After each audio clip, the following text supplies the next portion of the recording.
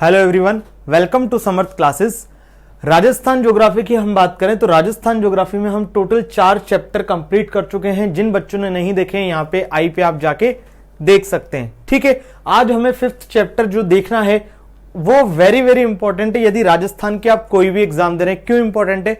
अगर आपसे कहीं भी क्वेश्चन में या कहीं भी आप कोई चीज पढ़ रहे हैं तो उसमें आता है मारवाड़, उसमें आएगी टर्म मेवाड़, कहीं आएगा तोरावाटी, कहीं आएगा शेखावाटी, कहीं आएगा ढूंढ क्षेत्र। ठीक है, तो ये क्षेत्र होते क्या है? तो बेसिकली आज हम चैप्टर में उन्हीं चीजों को डिस्कस करने वाले हैं। ठीक है, कुल मिला के जो हमें पढ़ना है वो है कि राजस्थान के जो प्रचलित नाम हैं, जैसे चूरू सीकर झुंझुनू को शेखावटी बोलते हैं, कोटा बूंदी बारा झालावाड़ को हाड़ौती बोलते हैं। तो ये वाले जो क्षेत्र हैं या पॉपुलर नेम जिस नाम से जाने जाते हैं उन नामों को हमें यहाँ पे पढ़ना है। ठीक है, तो पहले बात करते हैं ब्रजनगर की और ब्रिजनगर की। देखिए, अगर इन दोनों को हम देखें तो ये कहीं ना कहीं सिमिलरिटी है, केवल और केवल आपको प्रोनाउंसिएशन में ध्यान रखना है। एक है ब्रजनगर, एक है ब्रिजनगर। यदि ब्रजनगर की बात करें तो ब्रजनगर झालराय पाटन, जो कि किस जिले में पड़ता है? झालावाड़ जिले में, उसको बोला जाता है ब्रजनगर। तो ब्रजनगर बेसिकली झालराय पाटन झालावाड़ का ही क्या है? पुराना नाम। ठीक है, अगर ब्रिजनगर की बात करूं तो ब्रिजनगर बोला जाता है भरतपुर के उस क्षेत्र को जो उत्तर प्रदेश के साथ क्या बनाता है? सीमा बनाता है। हमने देखा था उत्तर प्रदेश के साथ जो सीमा बनाते थे वो जिले कौन कौन से थे राजस्थान के? भरतपुर और धौलपुर। ट्रिक क्या थी? बीडी। ये हम सब कुछ देख चुके हैं। जिन बच्चों ने नहीं देखा है वो प्लेलिस्ट में जाके देख सकते हैं। फिर हम बात करें मारवाड़ और मेवाड़ की। ये नाम तो आपने हमेशा सुने होंगे और इनसे आप हो सकता है कुछ वाकिफ भी हो कि मारवाड़ जो बोलते हैं वो राजस्थान के पश्चिमी संभाग को बोलते हैं।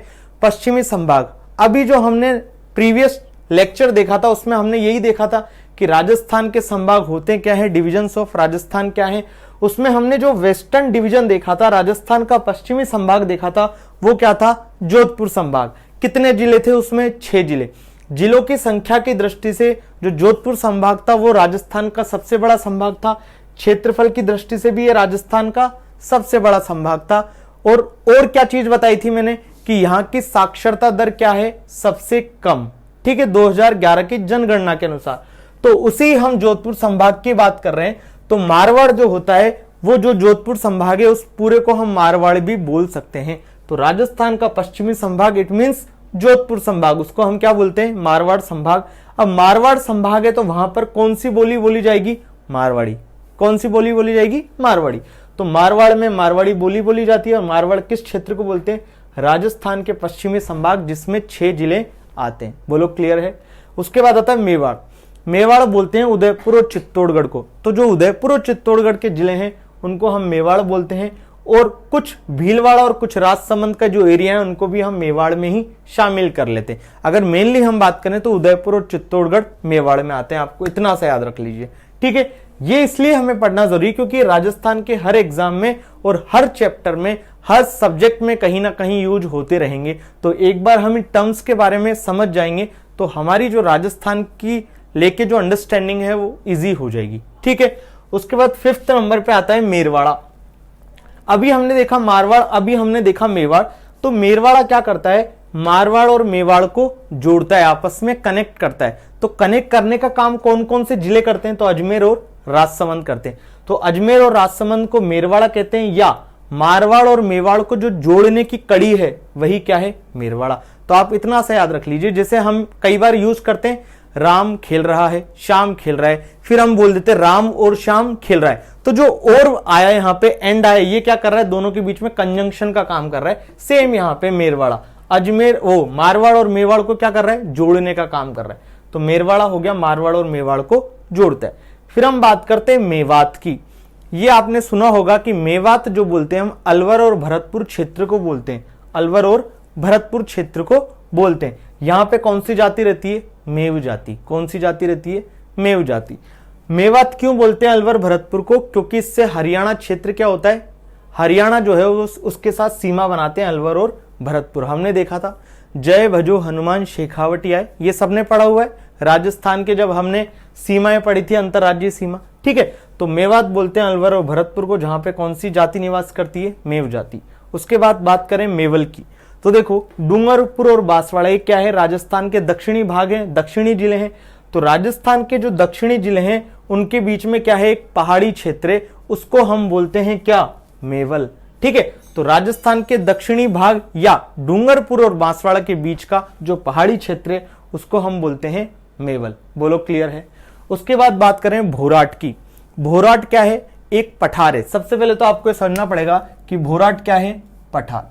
पठार क्या होते हैं, उबड़ खाबड़ होते हैं, इनके अंदर क्या होती है, खनिज जो होते हैं, मिनरल्स जो होते हैं वो बहुत ज्यादा मात्रा में पाए जाते हैं पठारों पे। ठीक है, तो ये अरावली में स्थित पठार है राजस्थान का। उसके बाद बात करें कि इसकी लोकेशन क्या है, तो उदयपुर की गोगुंदा पहाड़ी और राजसमंद की कुंभलगढ़ पहाड़ियों के बीच का क्या है, ये मध्य का एक पठारी भाग है। ठीक है, कौन कौन सी, उदयपुर की गोगुंदा और राजसमंद की कुंभलगढ़ पहाड़ियों के बीच का ये क्या है, एक भाग है, एक पठार है। क्लियर है, तो ये हमने देख लिया भोराट। उसके बाद आते हैं भोमट के बीच में। भोमट जो है वो है उदयपुर और डूंगरपुर के बीच का क्या, पहाड़ी क्षेत्र। तो भोराट हमने देखा उदयपुर की गोगुंदा, राजसमंद की कुंभलगढ़ पहाड़ियों के मध्य का भाग, जबकि भोमट की बात करें तो उदयपुर और डूंगरपुर के मध्य का क्या है, ये पहाड़ी क्षेत्र। अब ये कुछ चीजें हैं, ये तो आपको पता होनी चाहिए। जैसे जैसे आप पढ़ते जाएंगे, 2-3 बार रिवीजन करेंगे तो ये चीज आपको याद हो जाएंगी। इसमें कुछ मेमोरी टेक्निक का कुछ ऐसा है नहीं कि रोल में आपको याद करा दो। आप 2-3 बार पढ़ेंगे, जैसे जैसे आपको याद होती रहेंगी चीजें। ठीक है, तो अब हम इनको एक बार डायग्राम की दृष्टि से समझ लेते हैं, जो जो मेन है। ठीक है, देखना, ये दो मैं आपको याद करा देता हूं। यहां पे हमने देखा कि एक उदयपुर यूज हो रहा है, एक राजसमंद, एक डूंगरपुर, 3 जिले यूज हो रहे हैं। भोराट और भोमट में कौन कौन से, राजसमंद, उदयपुर और डूंगरपुर। तो देखो, यदि हम बात करें राजसमंद और उदयपुर के बीच में जो पाया जा रहा है वो क्या है, भोराट। तो राजसमंद और उदयपुर के बीच में क्या पाएगा, भोराट। फिर हम बात करें उदयपुर और डूंगरपुर के बीच में क्या पाया जाएगा, भोमट। तो उदयपुर और डूंगरपुर के बीच में क्या पाया जाता है, भोमट। अब याद कैसे रखना है, तो देखो यहां पे क्या आ रहा है, राजसमंद में रा आ रहा है, यहां पे भी क्या आ रहा है, रा। इसका मतलब राजसमंद और उदयपुर के बीच में पाया जाएगा वो है भोराट, और उदयपुर और डूंगरपुर के बीच में जो पाया जाएगा वो है भोमट। ये तो हमें पता ही कि उदयपुर हर जगह आएगा। उदयपुर और राजसमंद के बीच में भोराट, उदयपुर और डूंगरपुर के बीच में भोमट। बोलो ठीक है, सबको क्लियर है। उसके बाद बात करें, हमने जो देखे थे मेरवाड़ा, मेवात, मेवल, इनकी हम लोकेशन देख लेते हैं। तो मेरवाड़ा हमने देखा था कि अजमेर और राजसमंद को बोलते हैं, जो कि मारवाड़ और मेवाड़ को जोड़ता है। तो ये जो ए लिखा हुआ है ये क्या है, मेरवाड़ा।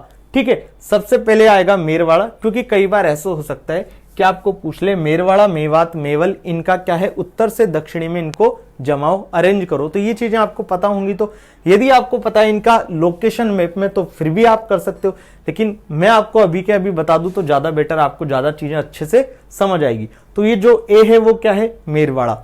उसके बाद बी जो है वो भोराट है। भोराट किसे बोलते हैं, उदयपुर की गोगुंदा और राजसमंद की कुंभलगढ़ पहाड़ियों के बीच का क्षेत्र। फिर जो सी है वो क्या है, भोमल।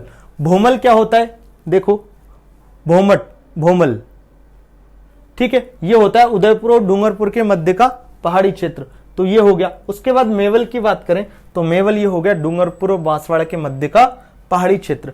हमें सबको पता है कि डूंगरपुर और बांसवाड़ा राजस्थान के दक्षिणतम भाग में, तो ये डी जो होगा वो डूंगरपुर और बांसवाड़ा वाला पार्ट है, और डूंगरपुर और बांसवाड़ा वाले पार्ट को क्या बोलते हैं, मेवल बोलते हैं। बोलो क्लियर है।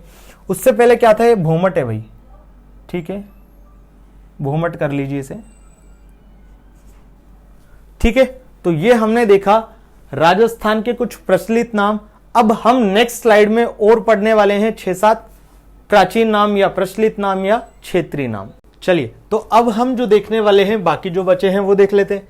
तो नेक्स्ट हमारा जो नंबर 10 पे आता है वो होता है वागड़। वागड़ किसको बोलते हैं, जो राजस्थान का दक्षिणी भाग है उसे हम वागड़ बोलते हैं, उस क्षेत्र को हम वागड़ बोलते हैं, और वहां पर कौन सी भाषा बोली जाती है, वागड़ी। अब बात करें कि सर राजस्थान का दक्षिणी भाग तो बता दिया, लेकिन इनमें जिले कौन कौन से आते हैं, तो इसमें जिले आते हैं बांसवाड़ा, डूंगरपुर और प्रतापगढ़। तो 3 जिले मेनली, इनको मुख्यतया रूप से हम वागड़ बोलते हैं। इन तीनों जिलों को हम वागड़ बोल देते हैं सम्मिलित रूप में, और यहाँ पे क्या बोली जाती है, वागड़ी बोली बोली जाती है, इसलिए इसका नाम पड़ गया वागड़, क्योंकि यहाँ पे बोली जाती थी वागड़ी भाषा, वागड़ी बोली। उसके बाद बात आती है बांगड़ की। तो बांगड़ और वागड़ प्रोनाउंसिएशन में लगभग सेम है। तो बांगड़ बोलते हैं अरावली वाले पार्ट को, जो अरावली है उसके जो वेस्टर्न साइड का पार्ट है उसको हम बोलते हैं बांगड़। अरावली का पश्चिमी भाग जिसको क्या बोलते हैं, बांगड़, और उसका विस्तार कहां पर है, पाली, नागौर, सीकर और झुंझुनू। तो 4 जिले हैं मेनली जिनको हम बांगड़ बोलते हैं, पाली, नागौर, सीकर और झुंझुनू। उसके बाद आता है, ये क्या है, बेसिकली पुरानी जलोढ़ मिट्टी का क्षेत्र है। जलोढ़ मिट्टी क्या होती है, ये उपजाऊ मिट्टी होती है। बाकी हम जब मिट्टी के बारे में पढ़ेंगे, राजस्थान की मृदा का वर्गीकरण, तो उसमें मैं आपको बताऊंगा जलोढ़ मिट्टी, लाल पीली मृदा, लेटेराइट मृदा, बहुत सारे तरह की मृदाएं हैं, वो हम सब वहां पर देखेंगे। उसके बाद आता है मेरू। ध्यान से समझो, जो मेरू होता है, मेरू का मतलब ही होता है पर्वत, और एक मरु आएगा, मरु का मतलब होता है मरुस्थल। मेरू को बोलते हैं पर्वत, मरु को बोलते हैं मरुस्थल। तो अगर बात करें मेरू की, तो राजस्थान में मेरू मतलब पर्वत, तो राजस्थान में कौन सी पर्वतमाला है, अरावली की पर्वतमाला, तो मेरू किसको बोलेंगे, अरावली को। अब हम चलें अगर राजस्थान के चैप्टर 1 राजस्थान की उत्पत्ति में, जिसमें मैंने आपको पढ़ाया था राजस्थान की उत्पत्ति किन 2 वर्ड से मिलकर हुई है, GT, G for Gondwana land, T for Tethys सागर। गोंडवाना लैंड से क्या निकल के आए थे, पर्वत और पठार। टेथिस सागर से क्या निकल के आए थे, मरुस्थल और मैदान।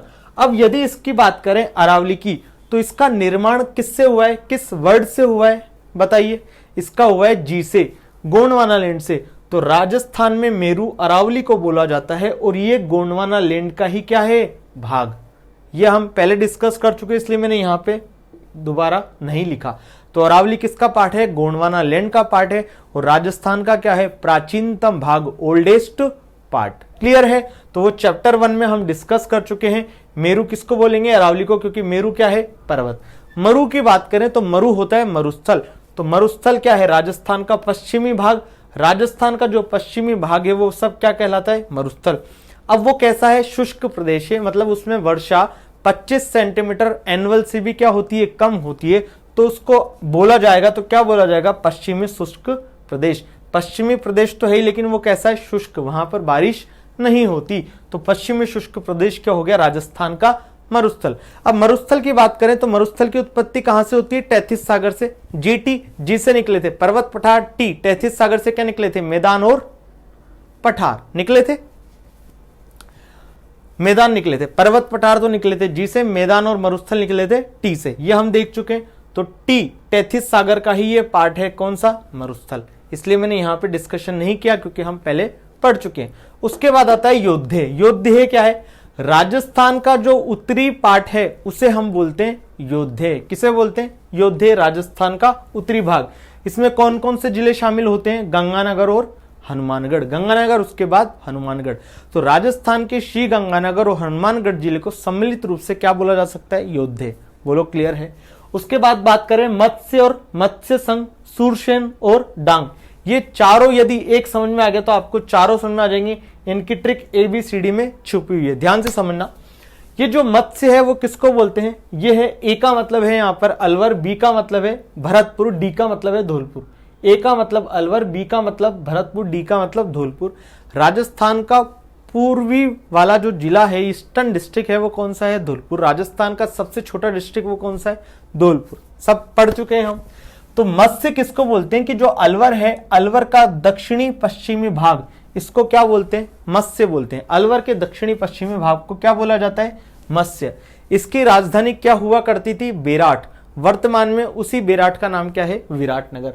तो अलवर का दक्षिणी पश्चिमी भाग मत्स्य कहलाता है, जिसकी राजधानी बेराट थी। वर्तमान में उसे विराटनगर के नाम से जाना जाता है। किसको, मत्स्य को। बोलो क्लियर है। उसके बाद आता है मत्स्य संघ। मत्स्य संघ जो होता है वो राजस्थान का, जब हम एकीकरण पढ़ेंगे तो राजस्थान का एकीकरण टोटल 7 चरण में हुआ है। कितने चरणों में, 7 चरणों में। तो राजस्थान के एकीकरण का जो प्रथम चरण है उसी को हम क्या बोलते हैं, मत्स्य संघ। इसका गठन कब हुआ था, 18 मार्च 1948 को। और राजस्थान के मत्स्य संघ में कौन कौन से जिले शामिल हैं, तो वो जिले हैं अलवर, भरतपुर, करौली और धौलपुर। तो इसकी ट्रिक क्या हो जाएगी, ABCD, कि राजस्थान के मत्स्य संघ में कौन कौन से जिले शामिल हैं, ABCD। A for Alwar, B for Bharatpur, D for Dholpur, C for Chittor होना चाहिए, क्योंकि करौली की यदि हम स्पेलिंग देखें तो K से स्टार्ट होगी, ठीक है। लेकिन आप ध्यान दो, ABCD जब हम बोल रहे हैं, A से आगे अलवर, B से आगे भरतपुर, D से आगे धौलपुर, तो ये जो ईस्टर्न वाला पार्ट है, क्या ईस्टर्न में चित्तौड़ आता है, क्या नहीं आता, तो करौली आ जाएगा, ठीक है। ऐसे याद रखेंगे, ABCD, C for Karauli, A for Alwar, B for Bharatpur, D for Dholpur.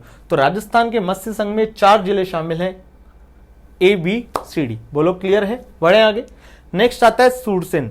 जो शूरसेन है वो क्या है, राजस्थान का जो ईस्टर्न पार्ट है और इसकी क्या थी, राजधानी मथुरा थी। राजस्थान का जो पूर्वी भाग है और इसकी राजधानी क्या थी, मथुरा थी। इसमें हमने मत्स्य संघ में से ए वाला हटा दिया। इसका मतलब शूरसेन में कौन कौन से जिले शामिल हैं, B C D, Bharatpur, Karauli और धौलपुर। तो राजस्थान के भरतपुर, करौली, धौलपुर जिलों को सम्मिलित रूप से क्या बोला जाता है, शूरसेन, जिसकी राजधानी पूर्व में क्या हुआ करती थी, मथुरा।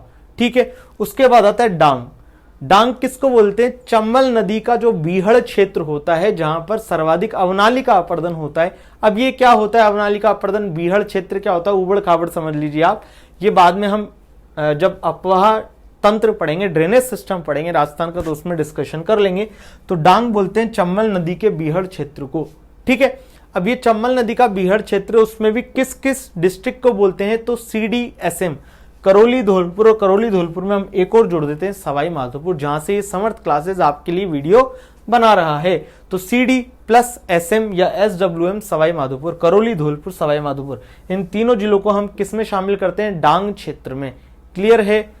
ठीक है, तो मत्स्य बोलते हैं अलवर के दक्षिण पश्चिमी भाग को, मत्स्य संघ बोलते हैं ABCD, अलवर, भरतपुर, करौली, धौलपुर। राजस्थान का एकीकरण का प्रथम चरण, गठन कब हुआ, 18 मार्च 1948 को। फिर बात करें शूरसेन की, तो राजस्थान के BCD, भरतपुर, करौली, धौलपुर को क्या बोलते हैं, शूरसेन, इसकी राजधानी क्या हुआ करती थी, मथुरा।